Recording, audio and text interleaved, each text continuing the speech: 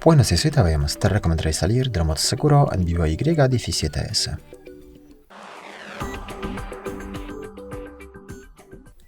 Para eso abrimos el menú apagado y luego no pulsamos la opción apagar, sino la mantenemos pulsada hasta que aparezca en la pantalla este aviso y pulsamos aceptar. Así reiniciamos el dispositivo en modo seguro.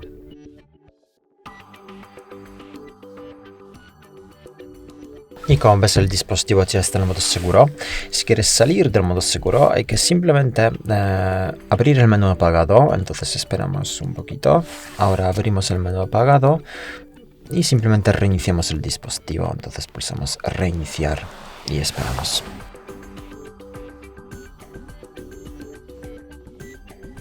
Y como ves, así acabamos de salir del modo seguro sin problemas. Muchas gracias por ver el vídeo, te comentario abajo, suscribirte al canal. Hasta luego.